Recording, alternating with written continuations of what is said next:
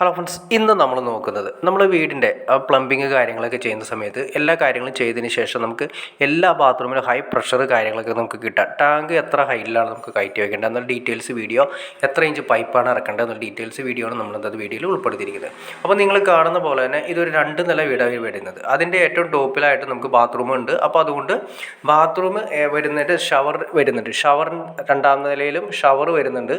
ഷവറിൽ നിന്ന് നമുക്ക് മിനിമം ഒരു 5 അടി ഹൈറ്റിലെങ്കിലും നമുക്ക് ടാങ്ക് പൊങ്ങിയിരുന്നാൽ മാത്രമേ നമുക്ക് ഈ പറഞ്ഞ ലെവലിൽ രണ്ടാമത്തെ നിലയിലാണെങ്കിലും താഴത്തെ പ്രശ്നങ്ങളുണ്ടാവില്ല. രണ്ടാമത്തെ നിലയിലാണെങ്കിലും ഹൈ പ്രഷറിൽ, അതായത് റെയിൻ ഷവർ കാര്യങ്ങളൊക്കെ കൊടുക്കുന്ന സമയത്ത് നല്ല ഹൈ പ്രഷറിൽ പ്രഷർ പമ്പ് ഒഴിവാക്കിക്കൊണ്ട് നമുക്ക് ചെയ്യാൻ സാധിക്കും. അപ്പോൾ അതിന് വേണ്ടിയിട്ട് മിനിമം നമ്മൾ ഒരു 5 അടി ഹൈറ്റിലാണ് നമ്മൾ ടാങ്ക് കൊടുത്തിരിക്കുന്നത്. ടാങ്കിൽ നിന്ന് നമ്മൾ കൊടുത്തിരിക്കുന്നത് 2 ഇഞ്ച് പൈപ്പാണ് ഔട്ട് ഇറക്കിയിരിക്കുന്നത്. അത് ശ്രദ്ധിക്കേണ്ട കാര്യങ്ങളൊന്നാണ്. 1.5 ഇഞ്ച് പൈപ്പിൻ്റെ നല്ലത് 2 ഇഞ്ചിൻ്റെ പൈപ്പ് കൊടുക്കുക. 63 mm പൈപ്പ് തന്നെ കൊടുക്കുകയാണെങ്കിൽ നമ്മൾ 2 ബാത്റൂമോ 3 ബാത്റൂമോ അല്ലെങ്കിൽ 4 ബാത്റൂം ഉണ്ടെങ്കിലും കിച്ചണൊക്കെ യൂസ് ചെയ്യുന്ന സമയത്താണെങ്കിലും ഒരേ സമയത്ത് രാവിലെയൊക്കെ ഒരേ സമയത്ത് നമ്മൾ യൂസ് ചെയ്യുന്ന സമയത്താണെങ്കിലും ഒരു ടാപ്പ് ഒരു ബാത്റൂം ഉപയോഗിക്കുന്ന സമയത്ത് മറ്റ് ബാത്റൂമുകളിൽ വെള്ളത്തിൻ്റെ ഷോർട്ടേജ് കാണിക്കാറുണ്ട്. അപ്പോൾ അതൊക്കെ ഒഴിവാക്കാൻ വേണ്ടിയിട്ട് 2 ഇഞ്ച് പൈപ്പ് തന്നെ നമ്മൾ കൊടുക്കുകയാണെങ്കിൽ നമുക്ക് എത്ര ബാത്റൂമിൽ 4 ബാത്റൂം ഒന്നിച്ച് ഉപയോഗിച്ചാൽ പോലും ഒരേ ലെവലിൽ തന്നെ നമുക്ക് വെള്ളം കിട്ടുന്ന രീതിയിൽ നമുക്ക് ഔട്ട്പുട്ട് കിട്ടും. അപ്പോൾ നമുക്ക് ഈ ടാങ്കിൽ നിന്ന് ഇറക്കുന്ന പൈപ്പ് നമ്മളിവിടെ കൊടുത്തിരിക്കുന്നത് 2 ഇഞ്ച് പൈപ്പാണ് കൊടുത്തിരിക്കുന്നത്. ഇനിയിപ്പോൾ നമ്മൾ അത് കൂടാതെ തന്നെ നിങ്ങൾ നോക്കി അറിയാൻ പറ്റും,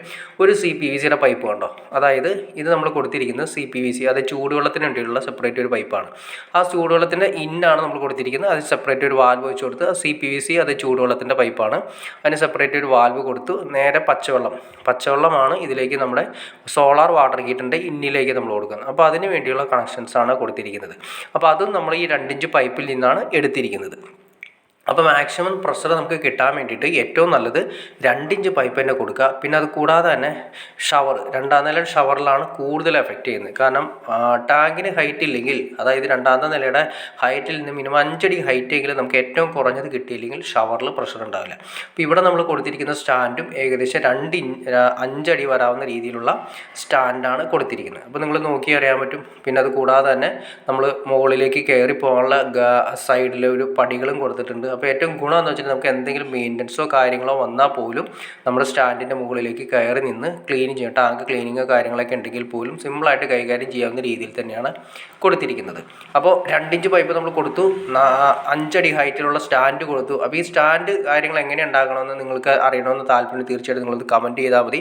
കാരണം സ്റ്റാൻഡ് നമ്മൾ ഡെവലപ്പ് ചെയ്യുന്ന സമയത്തും, അതായത് ഉണ്ടാക്കുന്ന സമയത്തും നമുക്ക് കുറച്ച് കാര്യങ്ങൾ ശ്രദ്ധിക്കാനുണ്ട്. കാരണം 1000 ലിറ്ററിൻ്റെ ടാങ്ക്, അതിന് 1000 ലിറ്റർ വെള്ളമൊക്കെ നമ്മൾ ഇതിൻ്റെ അകത്ത് ലോഡ് വരുമ്പോൾ ടാങ്ക് വളഞ്ഞ് പൊട്ടിപ്പോകാനുള്ള ചാൻസ് സ്റ്റാൻഡ് കറക്റ്റ് അല്ലെങ്കിൽ ഉണ്ടാകാനുള്ള ചാൻസ് ഉണ്ട്. അപ്പോൾ സ്റ്റാൻഡ് ചെയ്യുമ്പോഴും കുറച്ച് കാര്യങ്ങൾ ശ്രദ്ധിക്കാനുണ്ട്. അപ്പോൾ അതറിയാനായിട്ട് നിങ്ങളൊന്ന് കമൻറ്റ് ചെയ്താൽ മതി. നിങ്ങളുടെ താല്പര്യം അനുസരിച്ചിട്ട് നമുക്ക് അടുത്ത വീഡിയോ അതിനനുസരിച്ച് ചെയ്യാൻ സാധിക്കുന്നതായിരിക്കും.